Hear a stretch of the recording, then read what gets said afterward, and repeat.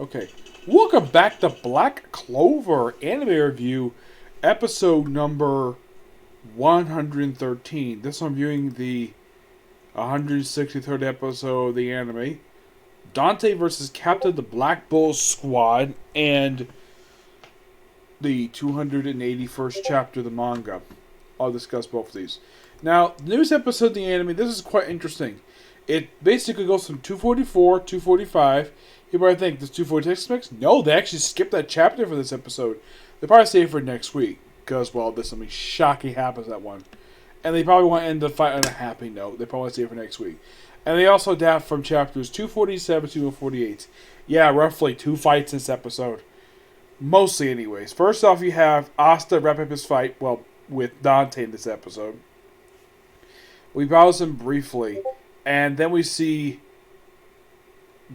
Gray basically she's learning learning a new spell, which transforms a sword that went through Goosh and basically seals the wound. Interesting. And Vanessa's like, Gray, did you just use a new spell, or is that? And then we get a flashback. Yes, a flashback for Gray. Now, this is actually a bit of expansion on what actually happened in the actual manga. Apparently for Gray, her backstory is that she was like Cinderella. Except that she was, let's say, abused to this extent. Well, I've never read the original Cinderella story. I only know Cinderella from the Disney version, where she was mistreated, yes, and her clothes were torn, but she was, let's say, she wasn't have dirt thrown on her constantly, and having her stepmother constantly toss about her. Now, here's something interesting, though, about her sisters. Is it just me, or is these two look almost exactly like the guy who does the foo-ha-ha laugh? Yeah, these ladies have got a spitting image of him. Like, it could be the fact that the creator of the series decided to reuse a character face for these ladies. By the way, the sisters themselves in the manga, they only appear just for the chapter that, like, this flashback that this chapter comes from. That's the only appearance in the series, as far as I can tell, where her mother, which you don't actually see her face in the series, which that actually is true, where she chastises her for being ugly. I'm like, no, Gray is not ugly. I basically have seen Gray multiple times. Yeah, basically, this woman apparently does not know anything about, well, a woman being beautiful. Gray is a lovely woman from what I can tell. Yeah, Shmiyapi is, like, flamboyant as her own daughters. Yes, and it's very implied that Gray might actually be... I don't think she was adopted, per se. It's almost kind of like the way it is from the classic Cinderella story, where basically her father married this woman in order to stay wealthy or whatever. Unknown what her father is, yeah, he's nowhere to be seen here. Unknown exactly what happened to him. So... And we do see something that was actually added to the anime, where you actually see her where apparently she comes home, where she first peeks in on her stepsisters practicing their magic, because this did happen in manga too. They actually had a little peeking moment, and then we see her come home where she apparently has got a grimoire, and apparently she had a grimoire for 5 years at this point, and she, like, did you not learn a spell? She did. Transformation to you girls. And they throw her out. Because it's like, you dare, like, mock us, of course she runs away. And while she's running away, still in this transformation form, then she comes across bandits, and then these bandits are about to look like they're about to rape her. Yes, these bandits look like they're very much like they're going to rape her because, oh, you got fine clothes. That's what it seems like they're going to rape her. And then she's saved by Goosh. Yep, this is how she first met Goosh. Which, that's interesting. And the thing is, Goosh probably didn't know that this was actually the same woman who later joined the Black Bulls. He probably didn't know. And he says, oh yeah, the reason why I saved you is because Marie asked me to. And he was still obsessed with his little sister. Yeah, where he was constant. I mean, yeah. Also, in the flashback, they did make a slight change to how Marie looked. Because in the manga, her size is basically the same size she's currently anyways. Here, she's I appreciate the anime. This is actually sort of flashback. I'd say a few years prior to events in the series. So this is probably her a little bit younger. And then apparently we have Gray, where she apparently decides to join the Black Bulls. And then she's constantly next to Gray. It's very heavily hinted at here. A little more in the anime. It was hinted at in the manga. It's more heavily hinted. The hints are basically a little more obvious in the anime than it is in the manga. That Gray is in love with Goosh. Yeah. Or she's constantly blushing at him and he doesn't even notice. And then, of course, and Dante goes, "Oh, you," and he basically has both of them be his women. Not just Vanessa, but also Gray. Yep, and he's about to take him, and then big slash on the ground, and it's Yami showing up about freaking time you showed up. You took your sweet time. And they start their big epic brawl. And he mentions, oh yeah, so Malice, I've never been jealous of a human before. I'm like, really, Dante? You are human, but you are host to a devil.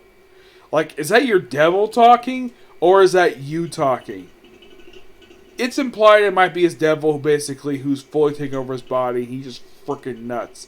That could explain why he wears a crown on his head. So that fight ends basically with Yami slicing him in half.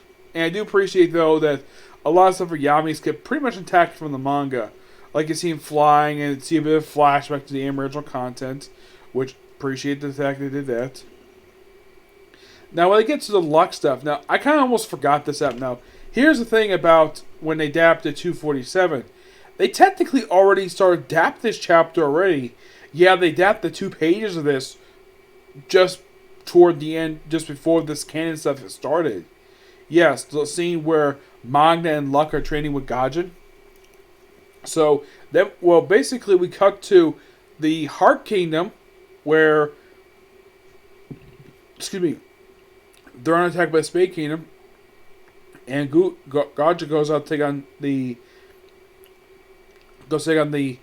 Dark Disciples, and apparently a lot of the Spirit Guardians, at least a few of them, have been defeated, and so Luck takes on one of them. And in case you're wondering, this fight goes really quickly. It's a little bit more extended than it was in the manga, which the manga, this was quick, really quick. I appreciate the anime actually extended this fight by about a few minutes. Yeah, first he Luck saving a woman and her child from being killed by this Dark Disciple. I think his name is Sejin, So, they changed his line, where in the anime he called Luck a cutie. Yes, he called Luck a cutie. Really implying this guy might be gay or bisexual. I don't know, the guy's weird. Oh yeah, and he still keeps the thing, and they use a word in here, where when he refers to Vanika, he refers to her, in the manga, it's my idol, my ideal, my idol. And the anime actually added the word "and" to his dialogue, where it's she's my ideal and my idol. Which, I don't think anybody's going to complain about that. It's one word. They actually added the words to the dialogue, which that was interesting. Oh yeah, by the way, he's defeated the same way as the manga, via lightning spear right through his freaking gut. Yep, that's basically where that's where they let the thing off, which, yeah. The Penny Club moment is basically Gray trying to thank Goosh for saving her life. Yeah, that's basically what it is. All in all, great episode, and it's going to be sad to see this series go in 7 episodes. Yep. Alright, now, moving on to the news chapter of the manga, which is called Assault on the Kingdom. Chapter starts off not like pretty much before last show, where Yuno is fighting Zeon. Still fighting Zeon. We have the giant demon attacking the Clover Kingdom. The Wizard King is basically summoning all forces to take on this creature. And the Captain of the Purple Orchis basically attacks it too, and of course they try multiple ways. We even see some people from the Blue Rose Knights here. The King's Wonder Hex, and we see Mimosa's idiot brother here. And I think this is a one from his squad too. Mm-hmm. So, someone else uses water magic, and they take out the creature. Looks like it's damaged, but it doesn't stop it. I think that's Fenrir. I think it is. So they try to, and of course, well, the chairman, Dante, he finally shows up in this arc. I'm like, where the heck have you been for about? Oh, how long had it been since he last shown up? I think the last time he was back in chapter 228. This is chapter 281. Like, it has been like a good 52 chapters since he last showed up. Like, damn, what the heck took so long to return? And apparently he uses the scales to, like, restore the Wizard King back to normal. Yep, fully back to normal. It's Wizard King. I advanced my body by 10 years. So, like, limited. They about to take on the creature. And it was only temporary, not fully. And, of course, it's a big blast. And then Asta comes along and slices at the creature. And apparently he's Master WE. Let's go, Liebe. Next chapter released Valentine's Day. Damn good episode. Can't wait for the next chapter to come out. Yep, so that's the physical review.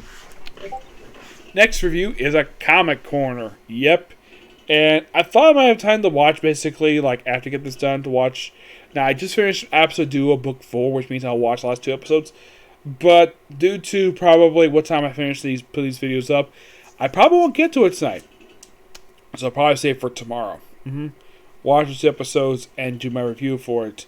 Though I'm also going to do reviews also tomorrow for ReZero and the 7 Deadly Sins. Yep. This is the next video, which will be a comic corner.